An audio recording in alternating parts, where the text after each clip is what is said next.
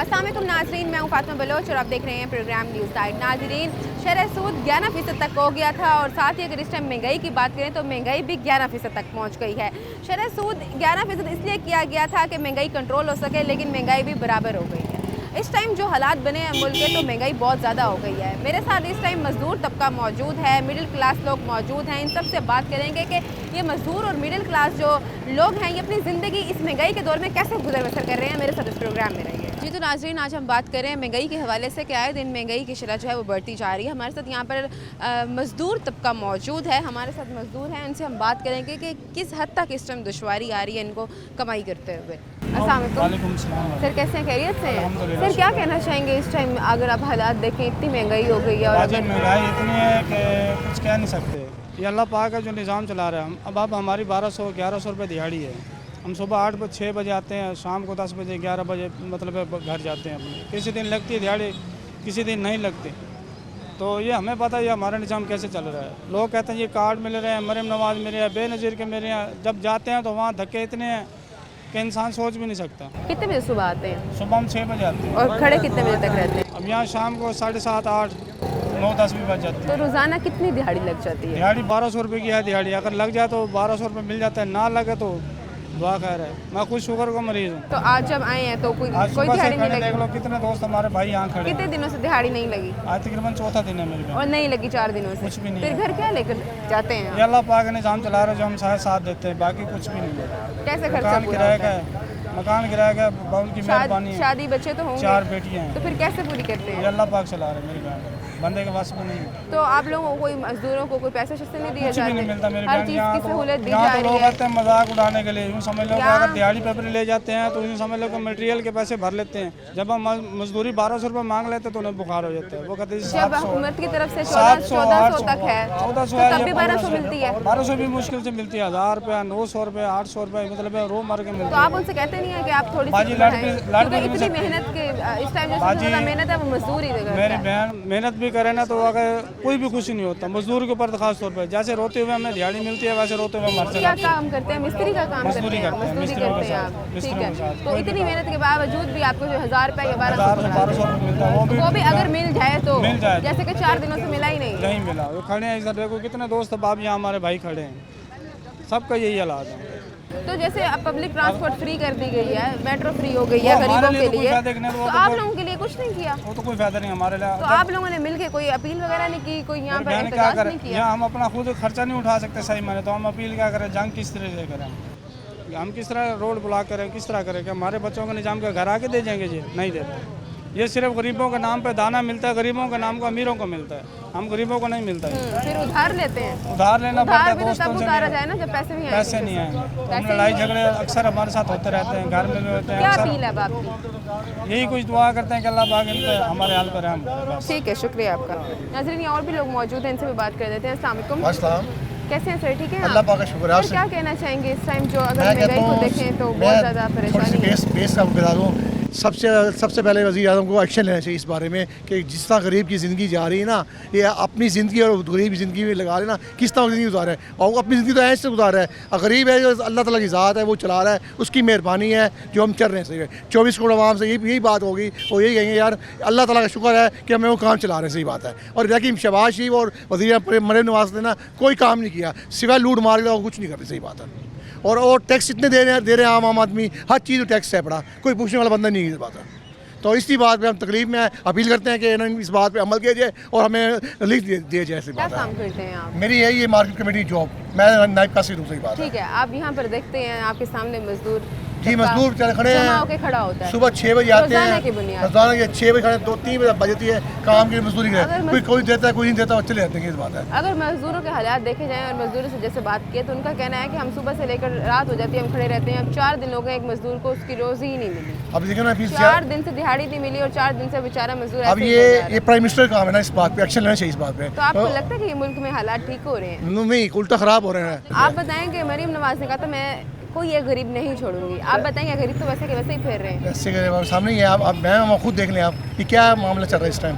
ठीक है, क्या आप अपील करना चाहेंगे? मैं अभी कहता हूँ कि इनको लीव दिया जाए, इनके लिए इनकी जो बिजली के बिल है वो कम किए जाए, जो गैस है वो मुसलसल गैस आनी चाहिए, जो रोज़ की मर्रा की चीज़ें हैं वो काम की जाए। किसी सूरत हल ही नहीं होने हल होने की चीज़ नहीं, ऐसी बात है। हर बंदा अपनी मर्जी काम कर रहा है वैसे। ठीक है, शुक्रिया आपका।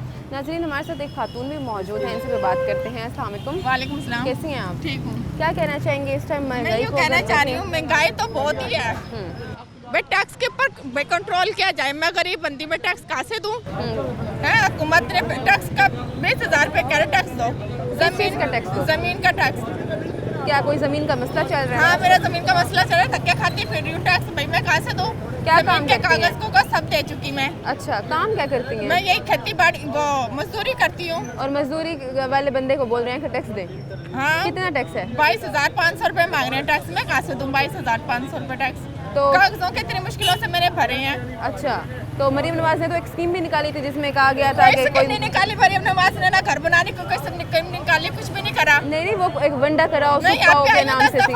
बैतुल माल के यहाँ दफ्तर के हुकूमत की नहीं, इमदाद की जाए, एक हुकूमत की स्कीम इमदाद की जाए, स्कीम कुछ नहीं। निकाली गई थी, वंड करो सुख पाओ। उसमें जितने भी हालात थे, आप लोगों के जो भी मसाइल थे, आप वहाँ दर्ज करते थे, तो आपके मसाइल हल किए जाते थे नहीं बगैर भाई, किसी हमें फीस किसी के। चीज का नहीं पता यूँ तो फिर किस चीज़ का टैक्स लिया जा रहा है ये आपसे? जमीन जो मैं खरीद रही हूँ ना, अच्छा, उसका टैक्स मांग रहे हैं। तो फिर आपने कोई इसके हवाले से जाके उनसे कोई बातचीत नहीं की? किससे करूँ मैं बातचीत? जी, जो आपको टैक्स का बोल रहे वो हैं। बंदा कह रहा है मैंने टैक्स तेरे नाम किया, भाई टैक्स तू नहीं भरना। मैंने कहा मैंने टैक्स नहीं भरना ना, तुमने एक बात करी थी कितने बेटा। बच्चे हैं आपके? मेरे बच्चे नहीं, मेरे छोड़ने वैसे ही छोड़ दिया बगैर कागज निकाल के। 8 साल रखा, धक्का देकर घर से निकाल दिया। क्यों, क्या करता था शोर आपका? जमीन जायदाद वाले सिंध का मामला है। सिंध में कोई जाता नहीं। मैं कहती हूँ सिंध में चलो, सिंध में चलो। सारी हुकूमत सिंध में डरती है जाते हुए। अब मैं मीडिया के दफ्तर से आ रही हूँ, इतने कागज नहीं फिर रही हूँ सिंध के। और काम कोई नहीं बन कोई नहीं बन पा रहा, ना आरपीओ, ना सीपीओ, ना डीपीओ, कोई काम नहीं आ रहा। कोई नहीं काम आ रहा।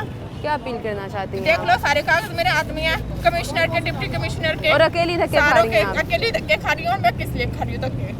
तो वो क्या कहते हैं, कुछ भी नहीं बनने वाला, पैसे दोगे तो फिर काम बनेगा। पैसे भी कह रही हूँ, चलो 2-4 हज़ार ले लें, चल मेरे साथ। मतलब 22,000 को, ये अकल को हाथ मारे, 22-25 हज़ार एक गरीब इंसान जो कुछ भी नहीं करता वो कैसे देगा? वो हुकूमत को सोचना चाहिए ना गरीब लड़कियों का भी। कमिश्नर जो बैठे हैं उनसे क्या? कुछ नहीं सुनते कमिश्नर, हाथ पे हाथ धर के बैठे सारे कमिश्नर। अजीब है। वंड कराओ सुख पाओ के नाम से स्कीम तो बड़ी निकाली गई थी, लेकिन जो गरीब अवाम है वो इस टाइम धक्के खाते फिर रही है। मेरे साथ एक खातून मौजूद हैं, वो बता रही हैं कि मैं कमाती नहीं हूँ। पिछले 5 सालों से 5 साल से ये मसले का हल नहीं निकाला कुछ नहीं गया। निकाला किसी ने भी। 5 साल से यही बोल रहे हैं कि टैक्स दो, फिर उसके बाद 5 काम सालों होगा। टैक्स की तो 5-6 महीने में है। अच्छा, मतलब 25,000 देने के बाद भी क्या गारंटी है कि काम हो जाएगा? पता नहीं, कुछ होगा नहीं होगा काम भी। वो कह रहे जमीन के पैसे ले लो। मैंने पिछले 2 सालों से धक्के खा रही हूँ जमीन के पीछे। मैं जमीन क्यों पैसे ले लूँ? टैक्स तो तुम नहीं भरना भाई, तुम जमीन दे रहे हो ना मुझे, तो टैक्स तुम भी भरो। कौन कहता है कि पैसे दो? कौन है वो? क्या नाम है उनका? चौधरी यासीर है, हमारी गली में ही रहता है, अलकुरेश में रहता है चौधरी यासीर। तो वो इलाका कौन सा लगता है? इलाका है वही अलकुरेश का। मरीम नवाज ने स्कीम निकाली थी कि जितने भी हालात होंगे, जितने भी मसाइल होंगे जायदाद के, मैं बाकायदगी से हल करूँगी।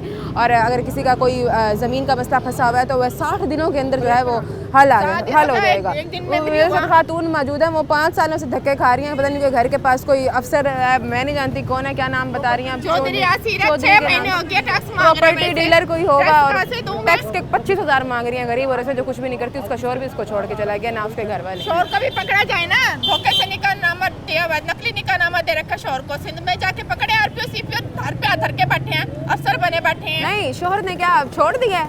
छोड़ा भी नहीं, तलाक भी नहीं दी, धक्के देके घर नहीं, से आप निकाल कह दिया। रही हैं कि नकली निकाहनामा है। नकली दिया ना किस उसने। चीज का नकली निकाहनामा है? आप निकाह नकली तौर पर किया गया था? हाँ, कागज नकली नकली थे? हाँ। और कितने साल रही हैं आप? 7 साल रही हूँ।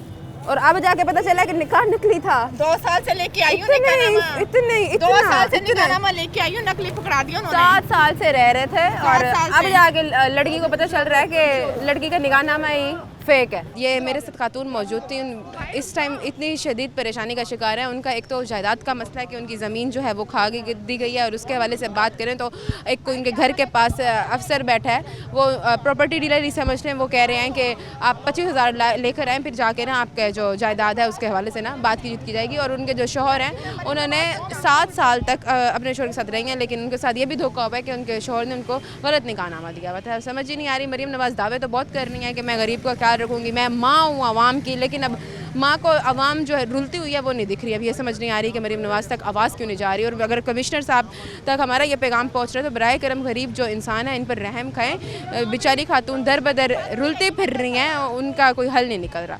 इस टाइम वक्त एक ब्रेक का मैं दोबारा हाजिर होती हूँ। स्टे विद अस।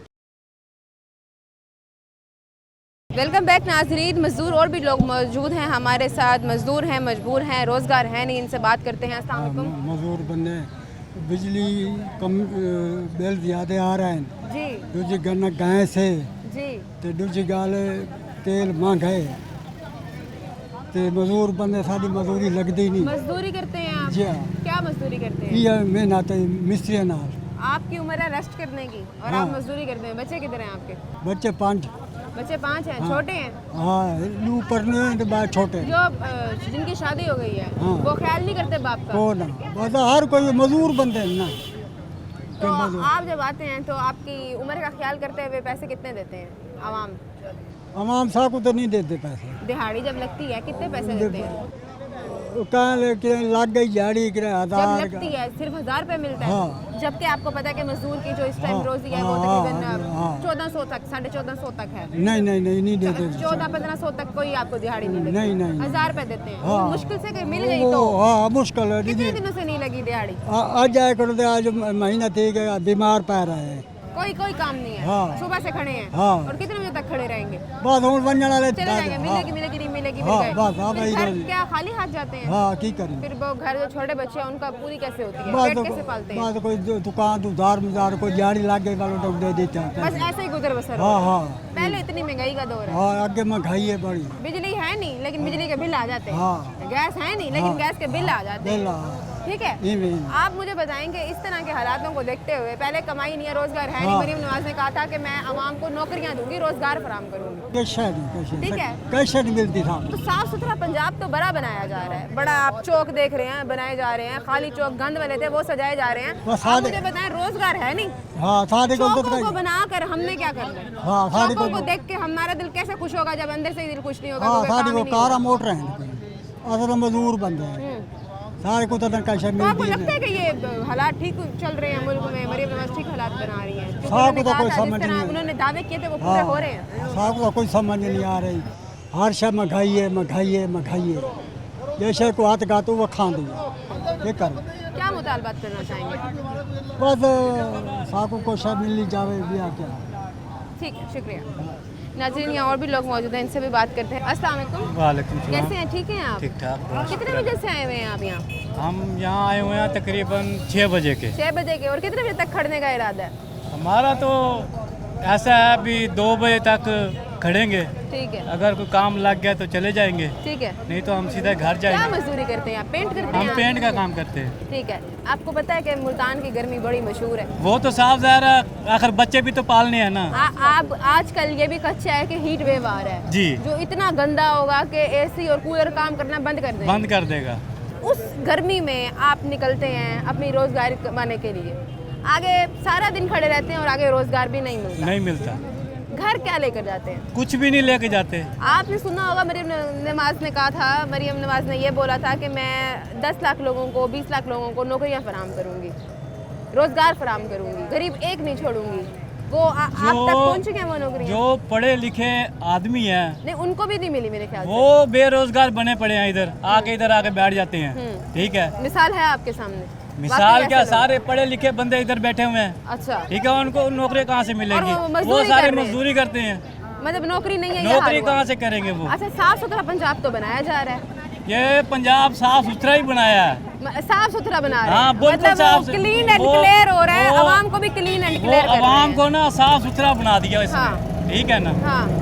अब पेट्रोल इतना महंगा कर दिया, किसी को कहना भी हमें 2 लीटर पेट्रोल ला दे, वो पहले सोचेगा अभी इसमें पेट्रोल डालना आप है। घर से आते होंगे यहाँ, जाहिर है उसमें भी तो पेट्रोल लगता होगा। साफ ज़रा मोटरसाइकिल है, इसमें पेट्रोल तो लगता है ना।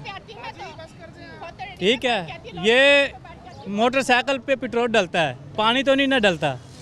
अब ऐसा करे कोई पानी वाली कोई गाड़ी बने, अब ये उस पर भी टैक्स लगा देंगे, पानी पे भी टैक्स लगा देंगे। भी पानी वाला पेट्रोल चल रहा है, इस पे टैक्स लग जाएगा। बस इनको मौका चाहिए, मौका चाहिए इनको, आवाम के ऊपर बस दबाव डालने बस। का। और क्या, मजदूरियां है घर नहीं। आपका अपना है?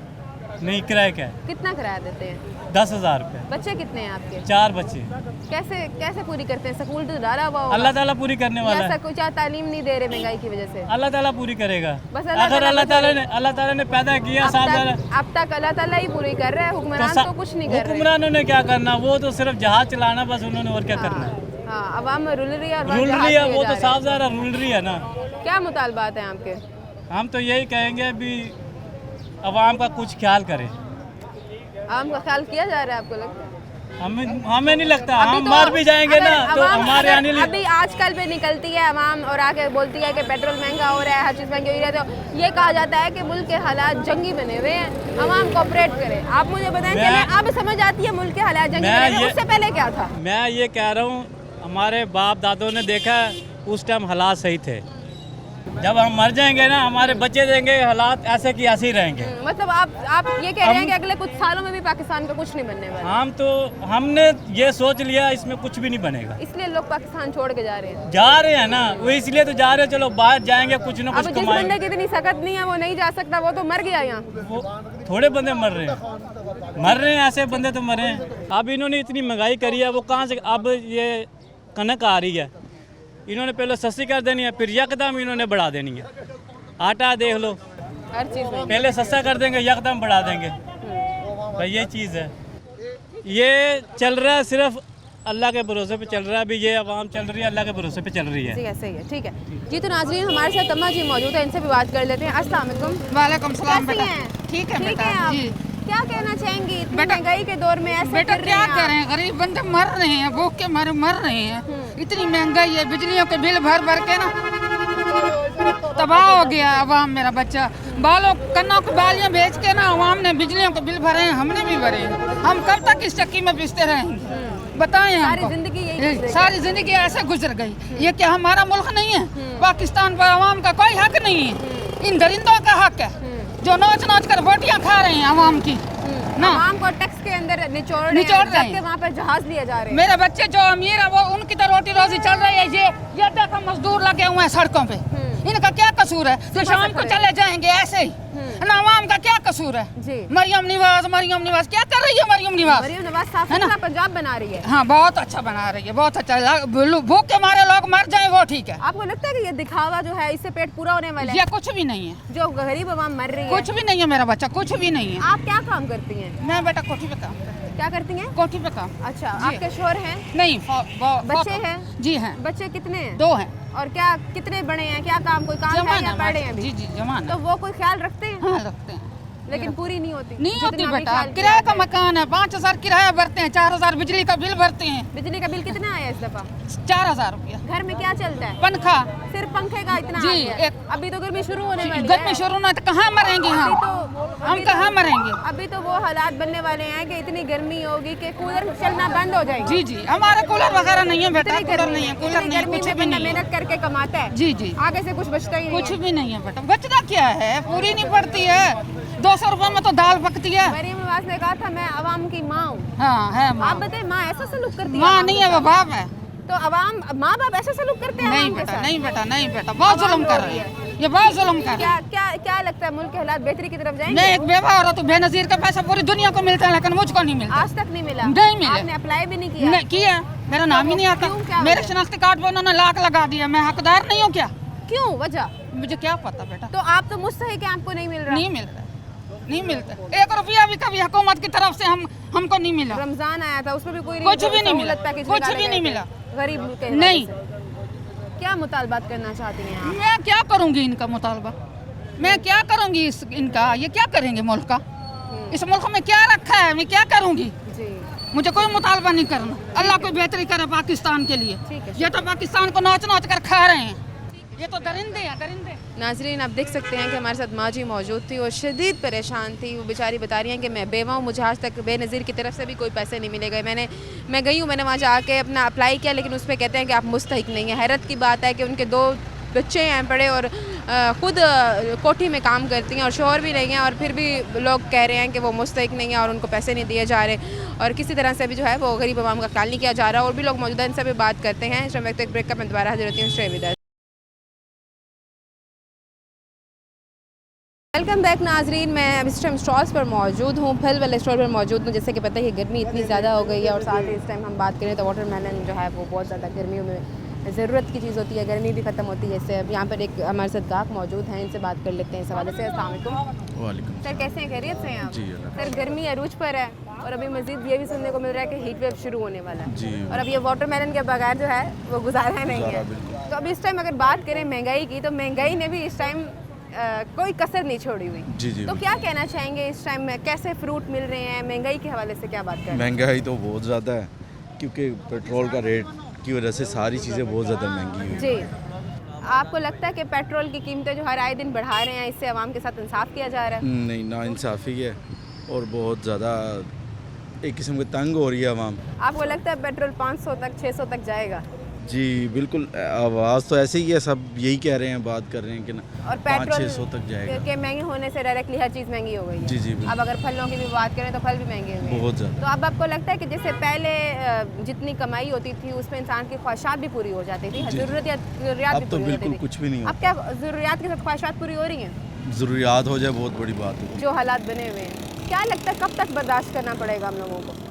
हमें बर्दाश्त तो अब भी नहीं करना चाहिए लेकिन आवाम के बारे में सुना नहीं जाता, आवाम जितनी भी स्ट्राइक कर रहे हैं। क्योंकि इन्होंने बहुत ज़्यादा स्ट्राइक पे ना पाबंदियाँ लगा दी है ना, इसी वजह से आवाम ऊपर से इन्होंने लॉकडाउन लगाया हुआ है। जी जी। लॉकडाउन की वजह से तो भी लॉकडाउन में तो कारोबार भी तबाह कर दिया। कारोबार काम क्या करते हैं आप? मैं एज इधर जॉब करते हैं? जी, जॉब ठीक है, तो जॉब पे पूरी हो रही है?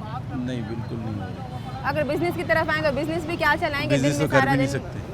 लॉकडाउन इतना है कि कोई जो बेचारे बिजनेस वाले हैं वो भी रो रहे हैं। बिल्कुल ऐसे ही। कोई अपील करना चाहेंगे महंगाई के हवाले से हुक्मरानों से? अपील यही है कि ना जितना हो सकता है आवाम को जलील करना बंद कर दें और जल्द से जल्द पेट्रोल आवाम के की बारे में कीमत सोचा हाँ। जाए। ठीक है, शुक्रिया आपका।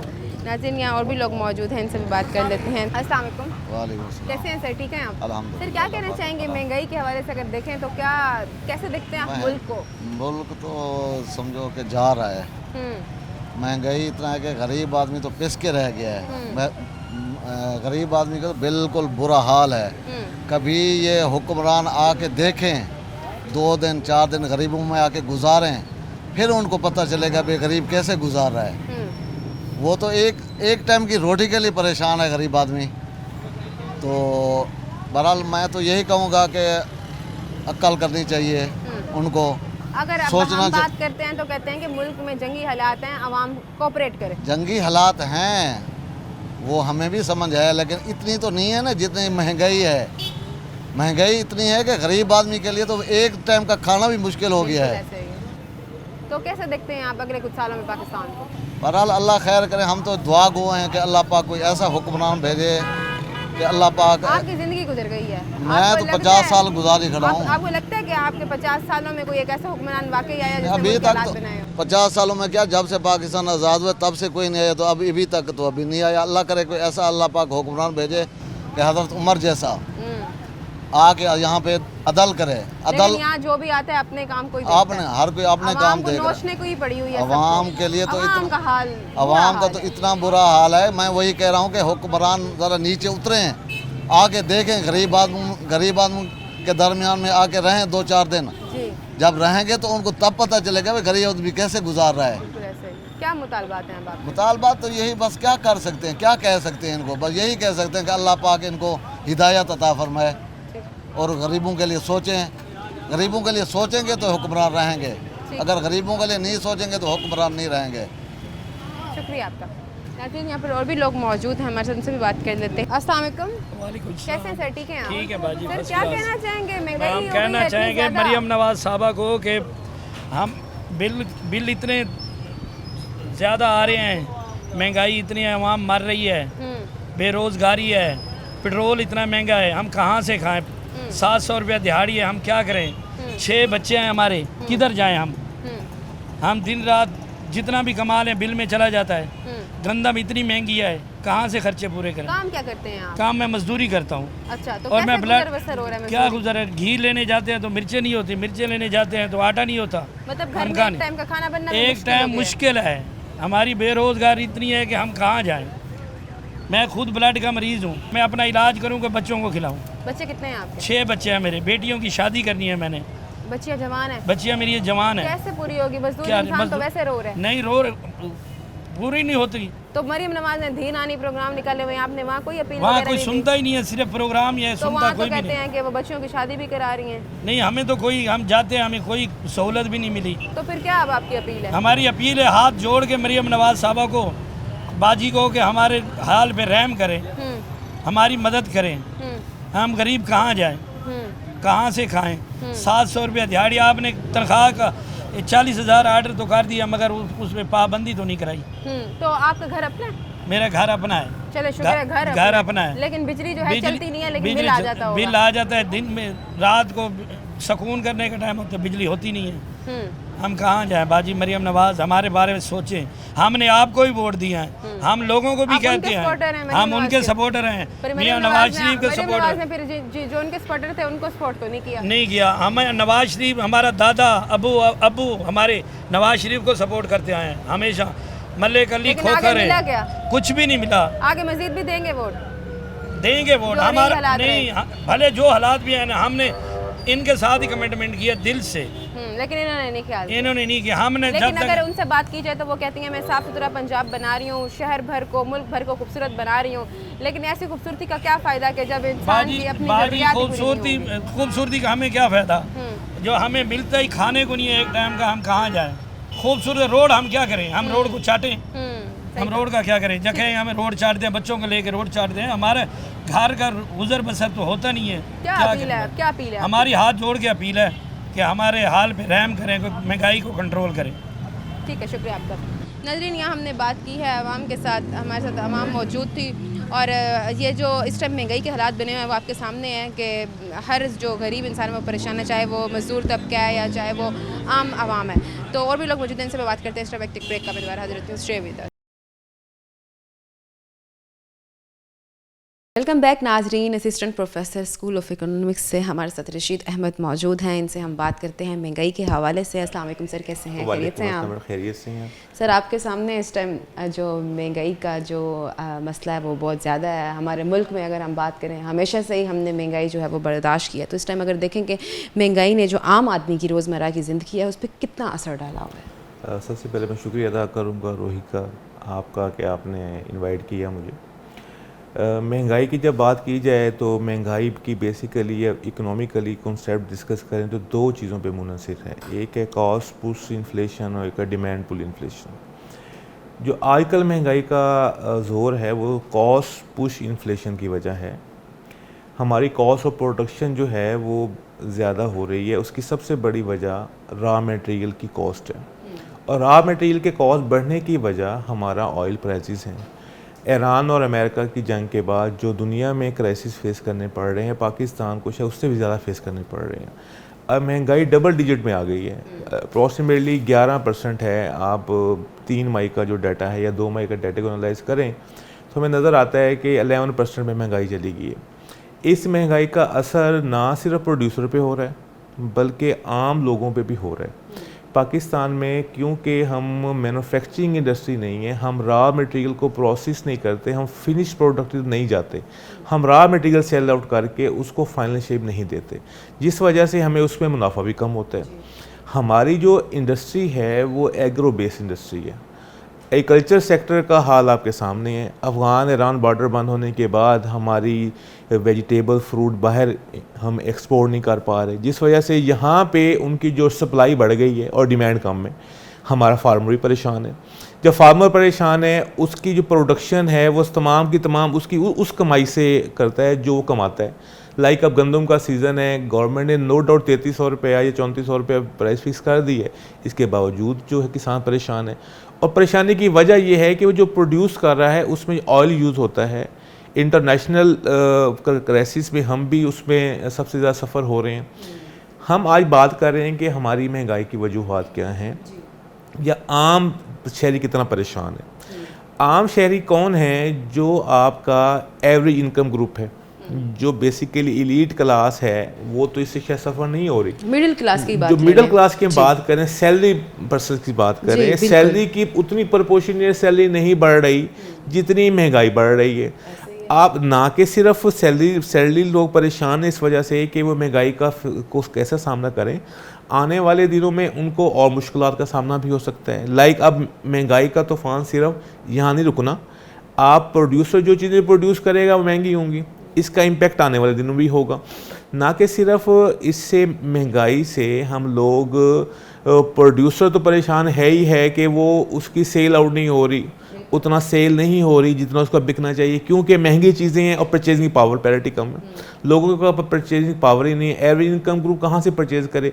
मिडिल लेवल के जो लोग हैं वो अपनी जो हैं सुबह शाम कमाई से सिर्फ अपने बोथ हैंड मील्स कर रहे हैं, अपनी ज़िंदगी गुजर बसर कर रहे हैं। कोई ख्वाहिशात तो नहीं पूरी हो पा रही, ख्वाहिशात पूरी, लग्जरी लाइफ एंजॉय नहीं कर बिल्कुल भी रहे। नहीं। ऊपर से जो बिजली का बिल है, लेवी जो ज़्यादा पेट्रोल में लेवी बढ़ा दी है, इसका इम्पैक्ट हमारे ऑयल की कैसी की वजह से बिजली महंगी हो रही है। अच्छा, एक बिजली महंगी हो रही है, उधर से जो सोलर सिस्टम है वो फाल नहीं हो पा रहे। हमारी जो पॉलिसी है ग्रीन मीटर की, वो तो रिवाइज होने की वजह से लोग उस तरफ जा नहीं रहे। हालांकि हमें चाहिए था कि हम ग्रीन मीटर्स के थ्रू, सोलर प्लेट्स के थ्रू, सोलर सिस्टम के थ्रू हम एनर्जी प्रोड्यूस करें और हम डिपेंडेंट ना हो। IPPs का मामला है वो देख लें, IPP सबसे ज़्यादा प्रॉब्लमेटिक है। हमारी तमाम की तमाम प्रोडक्शन जो है वो डिपेंड करती है पावर जनरेशन पे। अब पावर जनरेशन, हमारी इलेक्ट्रिसिटी जो है वो आप ये देख लें कितनी महंगी हो रही है। ये जो इलेक्ट्रिसिटी है इसकी कॉस्ट ऑफ प्रोडक्शन पर डायरेक्ट इम्पैक्ट है। जब कॉस्ट ऑफ प्रोडक्शन ज़्यादा होगी, प्रोड्यूसर कभी जेब से नहीं देगा, कभी आपको इंडस्ट्रियलिस्ट अपनी जेब से पे नहीं करता, हमेशा वो आपके एंड कंज्यूमर पे इम्पैक्ट होता है। एंड कंज्यूमर कौन है? जो चीज़ परचेज करता है। इस पे मिडल मैन का रोल जो है वो तो है सो है, लेकिन जो एंड कंज्यूमर कौन है? वो हम लोग, आम लोग हैं। तो आपको ये आने वाले दिनों में महंगाई मज़ीद बढ़ेगी पाकिस्तान में। अब बजट आने वाला है, आने वाले बजट में हमारी सैलरीड पर्सन की प्रपोर्शनेट सैलरी 10% प्रपोज है, 11% तो अभी इन्फ्लेशन रेट है। अब यहाँ डिफरेंस देख लें। अब इन्फ्लेशन डायरेक्टली फिगर नहीं है, ये इम्पैक्ट है पूरी इकॉनमी पे, हर सेक्टर पे इम्पैक्ट है। अच्छा, अब हुकूमत की जो मौजूदा पॉलिसियाँ हैं, मतलब अगर उनकी बात करें तो अशिया खुर्द-ओ-नोश की कीमतों को कंट्रोल करने में नाकाम क्यों रहती है हर दफ़ा? देखिए, नाकामी की वजह यह है कि हमारे यहाँ वो सिस्टम नहीं है। हमारे यहाँ प्राइस कंट्रोल कमेटियाँ बनी हुई जो बराए नाम है। हम सस्ता बाज़ार लगाने जा रहे हैं, हमने रमज़ान शरीफ पैकेज दे दिया। अब सहूलत बाज़ार की बात भी हो रही है कि पाकिस्तान जून के एंड में हम सहूलत बाज़ार भी पाकिस्तान के 4-5 बड़े शहरों में लगाने जा रहे हैं। ये सहूलत बाज़ार का इम्पैक्ट होगा, इसमें कोई शक नहीं। गवर्नमेंट बहुत अच्छी पॉलिसी अडॉप्ट कर रही है आम जो सारिफीन है उनकी सहूलत के लिए। एक्चुअली हमें ये देखना है कि इस महंगाई का जो असरात हैं वो हमारी बेसिक नेसेसिटीज़ पे ज़्यादा है। परचेजिंग जो है हमारी, लग्जरी ना परचेज करें, बेसिक नेसेसिटीज़ तो हमने खाना, रोटी, कपड़ा, मकान तो लेना है ना, रोटी भी खानी है हमने। उसके लिए आटा अब देख लें आने वाले दिनों में गंदम का रेट क्या होगा। गवर्नमेंट जो है पॉलिसी फेलुअर हमारे मिडल मैन की वजह से है। कोई अच्छा, तो सर इसका कोई हल भी तो होगा ना? हर दफ़ा हमेशा आवाम ही पिसरी होती है। आवाम, जब तक हम टैक्स सर्कल को नहीं बढ़ाएंगे, हमारी आमदनी हुकूमत की नहीं बढ़ेगी, उस वक्त तक हम एक कंट्रोल करें। अच्छा, गवर्नमेंट कितना सपोर्ट करे, सब्सिडी कितनी दे? सब्सिडी की वसाइल के हिसाब से है ना। हमारे वसाइल कहाँ से हैं? हमारे रेवेन्यूज़ हैं। रेवेन्यूज़ हमारे क्या है? टैक्सेस हैं। टैक्स सर्कल को जब तक नहीं बढ़ाया जाएगा, टैक्स के लोगों को, अब एग्रीकल्चर सेक्टर आप देख लें, टैक्स की बात चले आ गई। एग्रीकल्चर सेक्टर हमारा 24% GDP का शेयर देता है हर साल, लेकिन उसका टैक्स रेशियो 1% है। अब हम बात करते हैं कि एग्रीकल्चर सेक्टर के लोग चाहे गरीब हैं, हाँ वो हम बात करें 95% वो हैं जो मुजारे हैं या जो लैंड ओनर नहीं हैं। 5% कौन से लोग हैं? 5% तो वही लोग हैं जो पॉलिसी मेकर्स हैं हमारे। तो हम ये देखते हैं कि उन 5% लोगों में जो हमारे पॉलिसी मेकर्स हैं, उनको ये ख्याल करना चाहिए कि हमें कितना हिस्सा टैक्स में देना चाहिए। देखिए, जब आपके वसाइल बढ़ेंगे, गवर्नमेंट कोई फलाही काम भी शुरू करेगी, नॉन डेवलपमेंट एक्सपेंडिचर की तरफ जाएगी। हम अब ये देखते हैं नॉन डेवलपमेंट एक्सपेंडिचर वो कौन से हैं जो आवाम की फलाह बहबूद के लिए कोई ऐसे प्रोजेक्ट हैं। बेस इनकम प्रोग्राम लगा लें आप, base income source 14,000 per month मिलता है, 800 मिलियन का बजट है इन्होंने रखा है गवर्नमेंट ने। अभी आने वाले दिनों में कोई नए कार्ड भी, बेवाओं के लिए कार्ड भी इशू करने जा रही है गवर्नमेंट, यतीम बच्चों के लिए भी इशू करने जा रही है गवर्नमेंट की। ये पॉलिसी उन लोगों के लिए बहुत अच्छी है जो डिजर्विंग है। सर ये तो जैसे आप बात कर रहे हैं ना कि ये तो ओवरऑल बात हो गई। अगर इस टाइम हम तालीम सेक्टर को देखें, तालीमी सेक्टर की बात करें, तो आपको लगता है कि जो मार्केट है वो हमारी ज़रूरत के मुताबिक है? तालीम इंडस्ट्री बेस्ड एजुकेशन नहीं है। हमारा जो करिकुलम है, करिकुलर है, वो मैच ही नहीं करता इंडस्ट्री से। होना ये चाहिए कि इंडस्ट्री के लोगों को एजुकेशन सिस्टम में लाना चाहिए। करिकुलम डेवलपमेंट के वक्त वो सब्जेक्ट ऑफर करने चाहिए जो स्टूडेंट्स आगे जाके काम आ सके। हमारे अब यूनिवर्सिटीज़ क्या कर रही हैं, HEC ने बिजनेस इंक्यूबेशन सेंटर सेटअप किए हैं, यूनिवर्सिटी में किए हुए हैं। अब हमारे बहुत यूनिवर्सिटी में बिजनेस इंक्यूबेशन सेंटर काम फ़ाल है, काम कर रहा है। अब हमारी यूनिवर्सिटी में बहुत सारे स्टूडेंट नए प्रोजेक्ट लेके आ रहे हैं। हमारे यहाँ कल भी और परसों भी ये प्रोजेक्ट्स हमने दिखा रहे हैं लोगों को, इंडस्ट्री के लोगों को बुला रहे हैं। गवर्नमेंट इस तरफ जा रही है कि इंडस्ट्री बेस्ड प्रोजेक्ट बनाए जाएँ। एजुकेशन जो है मैं समझता हूँ इंडस्ट्री से लिंक कर दें। करिकुलम में आप उस कमेटीज़ का, उस सेशन को हिस्सा बना लें, इंडस्ट्रीज़ को उनकी डिमांड के मुताबिक आप करिकुलम डेवलप करें और AI के नए नए कोर्सेज आप ऑफ़र करें, जिससे आप टेक्नोलॉजी बेस्ड एजुकेशन करें, ताकि वो बच्चा आने वाले दिनों में जब 2-4 साल डिग्री करेगा वो बेसिकली मैच करेगा मार्केट की डिमांड से। इस वक्त मार्केट की डिमांड से एजुकेशन मैच नहीं कर रही। अच्छा डॉक्टर साहब, अगर इस टाइम हम हालिया सिचुएशन देखें, अगर हालिया मौसमी तब्दीलियों को मद्देनज़र रखें, जैसे सैलाब या हीट वेव्स का जो बहुत मसला इस टाइम चल रहा है, या सैलाब की वजह से बहुत नुकसानात हुए हैं, ज़राअत की अगर बात करें, तो आप समझते हैं कि ज़राअत और मईशत भी काफ़ी हद तक नुकसान में है? देखिए, नेचुरल कैलेमिटीज़, नेचुरल डिज़ास्टर दुनिया में है, अल्लाह ताला की तरफ से है। लेकिन हमारी बदकिस्मती ये है कि हमारा जो इकॉनमी की बेस है एग्रीकल्चर सेक्टर है। एग्रीकल्चर सेक्टर प्योरली डिपेंड करती है नेचुरल रिसोर्सेज पे, नेचुरल कैलेमिटीज़ पे। अब पिछले साल फ्लड आया, 2022 में फ्लड आया। इन 2 फ्लड्स का आप नुकसान का अंदाज़ा लगा लें। ना कि सिर्फ हमारा लाइफ स्टॉक डिस्टर्ब हुआ है, हम एग्रीकल्चर सेक्टर को सिर्फ फसलें ना कहें, हम लाइफ स्टॉक भी शामिल है, फिशरी भी शामिल है उसमें। हमें कितना नुकसान, एग्रीकल्चर जो प्रोडक्शन को लैंड, खड़ी फसलें तबाह हुई, हमारी आबादियों में पानी चला गया, हमारे मवेशी डूब गए, हम फिशरीज को इम्पेक्ट हुआ। इस टोटल का इम्पैक्ट क्योंकि हमारी जो बैकबोन है वो एग्रीकल्चर है, और जब सैलाब आता है तो एग्रीकल्चर सेक्टर ही सफ़र होता है। जब बैकबोन ही हमारी एग्रीकल्चर है। हम इंडस्ट्री की बात करें, हमारी जो हम चाहते हैं इंडस्ट्रियलाइजेशन करें, अब इंडस्ट्री किस पे बेस कर रही है? हमारी कल्चर पे बेस कर रही है। फाउंडेशन जो इंडस्ट्री की हैं वो हमारी एग्रीकल्चर सेक्टर से हैं। और इस नेचुरल कैलेमिटी की वजह से जब एग्रीकल्चर सेक्टर जो है वो बैड इम्पैक्ट आया है, आप देख रहे हैं कि इंडस्ट्री भी उसी तरह बैड इम्पैक्ट आया, क्योंकि रॉ मटेरियल जो सारा एग्रीकल्चर से आना है, इंडस्ट्री के लिए इंडस्ट्री पर इंपोर्ट करनी पड़ती है बहुत सी चीज़ें। रॉ मटेरियल जब इंपोर्ट करेगा फिर हम ये तो कहेंगे जी हमारी महंगाई बहुत ज़्यादा हो गई है। वो इंडस्ट्रियलिस्ट भी क्या करे, जब उसको लोकल मार्केट से रॉ मटेरियल परचेज नहीं हो रहा तो ज़ाहिर बात है वो परचेज करेगा, बाहर से इंपोर्ट करेगा। जो इंपोर्ट करेगा, इंपोर्टेड गुड्स की कीमतें ज़्यादा होती हैं। जब कॉस्ट ऑफ प्रोडक्शन में ऐड होगी, अब देखेंगे कि जब फाइनल प्राइस सेट करेगा तो उसको फाइनल प्राइस सेट उस हिसाब से करनी पड़ेगी। तो मैं ये समझता हूँ कि इस नेचुरल डिज़ास्टर्स में सबसे ज़्यादा इम्पैक्ट जो है एग्रीकल्चर सेक्टर को आया है, और गवर्नमेंट के पास कोई वाज़ेह पॉलिसी भी नहीं है कि आने वाले दिनों में सैलाब आएगा तो हम क्या करेंगे, क्योंकि हमारा स्ट्रक्चर ऐसा है, हम दरियाओं का स्ट्रक्चर ऐसे, उसको कंट्रोल नहीं किया जाता। अच्छा रशीद साहब, हम सारी जो मामलात हैं, सारी वजूहात को मद्देनज़र रखते हुए जो इसका क्रक्स निकलता है, जो इसका हल निकाला जा सकता है, क्या समझते हैं आपके? अब क्या ऐसी स्ट्रेटजीज़ हैं जो अप्लाई करें जिससे वाकई जो इस टाइम हालात बने हुए वो बेहतरी की तरफ हैं, और ये जो महंगाई है, महंगाई की शरह कम है, क्योंकि आम आदमी इस टाइम शदीद परेशानी का शिकार है? देखिए मैडम, आप सेक्टर वाइज बात करें ना, मैंने एग्रीकल्चर सेक्टर की बात की, एग्रीकल्चर सेक्टर को डेवलप होना चाहिए। उसमें ऐसी न्यू फार्म मैकेनाइजेशन टेक्निक्स लानी चाहिए कि एग्रीकल्चर पर एकड़ प्रोडक्टिविटी इंप्रूव हो सके। इंडस्ट्री को रिबेट मिलनी चाहिए, जो लोन लेती है इंडस्ट्री उस तक इंडस्ट्री बिल्टअप हो सके।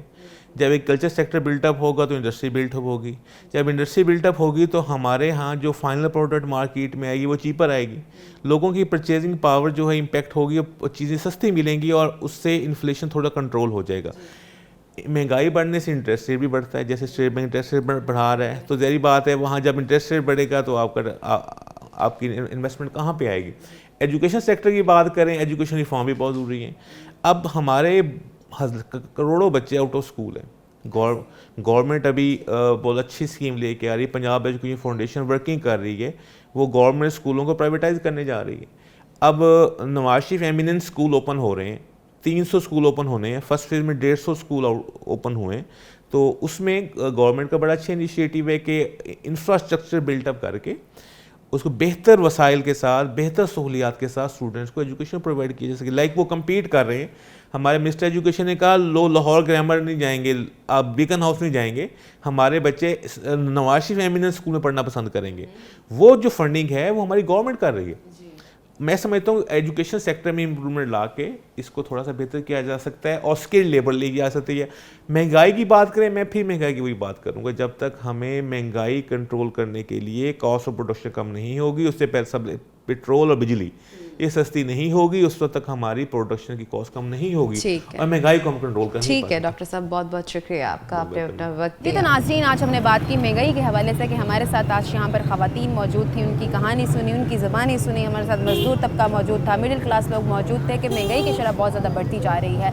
स्पेशली जो मजदूर हैं वो बता रहे थे कि हम सुबह 6 बजे से लेकर रात 6 बजे तक अपना काम करते हैं, लेकिन हमें कोई दिहाड़ी नहीं लगती, अगर मिलती भी है तो हमें वो पूरे पैसे नहीं देते जो हुकूमत की तरफ से मुख्तस किए गए थे। अब सवाल ये उठता है कि उन लोगों के घर भी अपने नहीं हैं, उनके बच्चे भी हैं, उन्होंने अपना पेट भी पालना है और अपने बच्चों को भी पालना है, बिजली के बिल भी भरने हैं, गैस के बिल भी भरने हैं। उसके बावजूद भी उनको जब उनके महीने का, उनकी मेहनत का खर्चा ही नहीं मिलेगा तो उनकी ज़िंदगी कैसे गुजर बसर होगी इस महंगाई के दौर में। और जो ख़वातीन हैं उनको उनकी जो हक़ हैं, वो इतनी मेहनत करती हैं, उनको उनकी हक़ भी नहीं दिया जाता। मरीम नवाज़ से मुतालबा है कि मरीम नवाज़ ने कहा था कि मैं आवाम की माँ हूँ। अब आवाम की माँ को ये नहीं दिख रहा कि आवाम जो है वो रो रही है और उनके बारे में नहीं सोचा जा रहा। आवाम का कहना है कि मुल्क भर को सजाया जा रहा है, खूबसूरत बनाया जा रहा है, साफ सुथरा पंजाब बनाया जा रहा है। इस खूबसूरती का क्या फ़ायदा कि जब हमारे दिल ही खुश नहीं होंगे, हमें रोज़गार ही नहीं फराम किया जाएगा। और रोज़गार फराम किया जाए जबकि 10-10 लाख 20 लाख नौकरियों की बात की गई थी, वो भी आवाम को नहीं मुहैया की जा रही। अब मरीम नवाज़ से मेरा यही मुतालबा है कि बराए करम गरीब पर रहम किया जाए, स्पेशली जो मजदूर तबका है और जो मिडिल क्लास लोग हैं उन पर रहम खाया जाए, महंगाई को थोड़ा सा कंट्रोल किया जाए ताकि